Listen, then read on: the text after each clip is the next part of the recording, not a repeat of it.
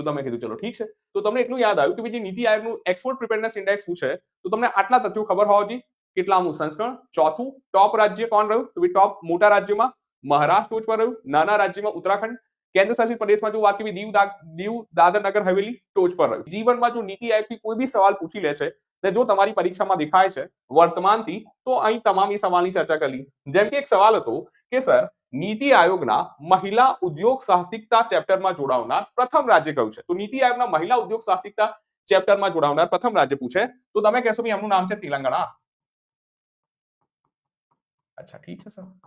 Second સવાલ હતો નીતિ આયોગનો જે રાજકોષીય સ્વાસ્થ્ય સૂચકાંક 2025 માં પ્રથમ 3 ક્રમે કયા રાજ્યો હતા?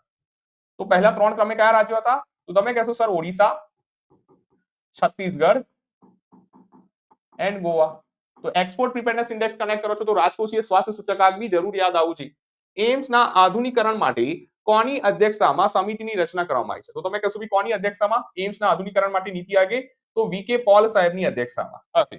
નીતિ આયોગ દ્વારા સ્થાપિત ફ્રન્ટિયર ટેક હબનો મુખ્ય ઉદ્દેશ્ય શું છે? તો ભાઈ ક્વોન્ટમ કોમ્પ્યુટરને ડેવલપ કરવાનો. શું છે? ક્વોન્ટમ કોમ્પ્યુટરને ડેવલપ કરવાનો હેતુ છે. શેનો? તો ફ્રન્ટિયર ટેક હબનો. નીતિ આયોગના વર્તમાન પૂર્ણ સમયના સભ્ય કોણ છે? તો રાજીવ ગોબા સાહેબ છે. ઓકે. ધેન નીતિ આયોગ દ્વારા તાજેતરમાં કયા નામે એક અહેવાલ માને રિપોર્ટ બહાર પાડવામાં આર્થિક સંદર્ભના સંદર્ભમાં જો યાદ તો ટ્રેડ વોચ નામનો રિપોર્ટ બહાર પાડવામાં આવ્યો. Trade watch. ઓકે.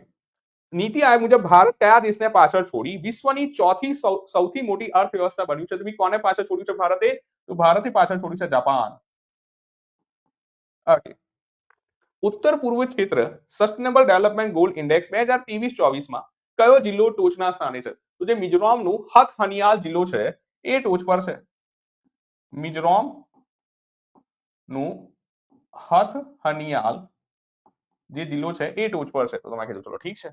પ્રથમ ઇન્ડિયા ઇલેક્ટ્રિક મોબિલિટી ઇન્ડેક્સ કોના દ્વારા બહાર પાડવામાં? પ્રથમ ઇન્ડિયા ઇલેક્ટ્રિક મોબિલિટી ઇન્ડેક્સ તો આ કોને બહાર પાડ્યો છે? તો આ બહાર પાડ્યો છે નીતિ આયોગે. અચ્છા. વર્ક ફોર વિકસિત ભારત પોર્ટલનું સંચાલન કોણ કરે છે? કોણ કરે છે વર્ક ફોર વિકસિત ભારત પોર્ટલનું સંચાલન? તો આ બી નીતિ આયોગ કરે છે. ઓકે. નીતિ આયોગે મિઝોરમને ભારતની કઈ રાજધાની તરીકે જાહેર કરી છે? તો તમે કહેશો જિંજર કેપિટલ. અભી હાલનો મુદ્દો હતો કે ભાઈ જિંજર કેપિટલ ઓફ ઇન્ડિયા કોને કહેવામાં આવે છે? તો તમે કહેશો કે ભાઈ નીતિ આયોગ. ઓકે. મેડિકલ પ્રોફેશનલ્સની સુરક્ષા માટે રચાયેલ નેશનલ ટાસ્ક ફોર્સના વડા કોણ છે જેને નીતિ આયોગે રચ્યું? તો તમે